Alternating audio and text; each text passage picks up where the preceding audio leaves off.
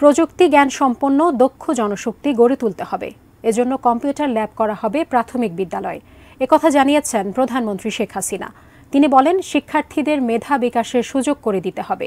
এছাড়া প্রাক প্রাথমিক শিক্ষা 2 বছরের মেয়াদি করা হবে বলেও জানান প্রধানমন্ত্রী।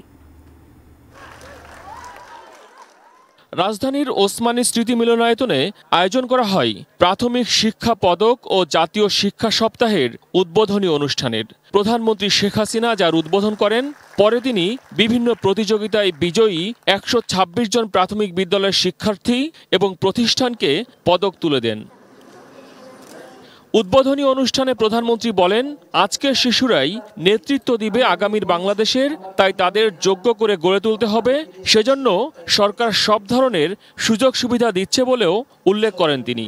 আমাদের শিশুদের শিক্ষায় দীক্ষায় সংস্কৃতি চর্চা খেলাধুলা সব দিকে যেন তারা উপযুক্ত নাগরিক হিসেবে গড়ে ওঠে, সেটাই আমরা করতে চাই। আর তা করার জন্য যা যা করণীয় অবশ্যই আমরা তা করব। বর্তমান বিশ্বে প্রযুক্তি জয় জয়কার, তাই কোনোভাবেই তার থেকে পিছিয়ে থাকার কোনো উপায় নেই। বিষয়টি উল্লেখ করে প্রধানমন্ত্রী জানালেন, প্রাথমিক বিদ্যালয় থেকেই শিশুদের দক্ষ করে গড়ে তোলার পরিকল্পনার কথা। ইতিমধ্যে আমাদের লক্ষ্য আছে যে প্রতিটি স্কুলেই আমরা কম্পিউটার ল্যাব করে দেব। প্রথমে এটা মাধ্যমিক থেকে শুরু করেছিলাম, এখন আমাদের লক্ষ্য আমরা প্রাইমারি থেকেই শুরু করে দেব এবং সেই সাথে প্রি প্রাইমারি আমরা চালু করি। আর প্রি প্রাইমারি 1 বছরের জন্য, এখন আমরা সেটা 2 বছরের জন্য করতে চাচ্ছি। সেটা পড়াশোনা না, বাচ্চারা যাবে, একসাথে বসবে, সবাই বন্ধু বান্ধবে খেলাধুলা করবে।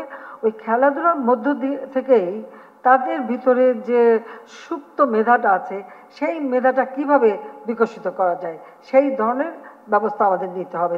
শুধুমাত্র পাঠ্য বইয়ের শিক্ষায় শিক্ষিত হয়ে সুনাগরিক হওয়া সম্ভব নয়, এজন্য খেলাধুলারও প্রয়োজন। সেজন্য সারা দেশের সব উপজেলায় মিনি স্টেডিয়াম করা হচ্ছে বলে জানালেন প্রধানমন্ত্রী। আজকের শিশু আগামী দিনের নাগরিক, যারা একদিন এদেশে কর্ণধার হবে। এই শিশুদের মধ্যে দিয়ে তো একদিন কেউ প্রধানমন্ত্রী হবে, মন্ত্রী হবে, বড় বড় সরকারি চাকরি করে বৈজ্ঞানিক হবে।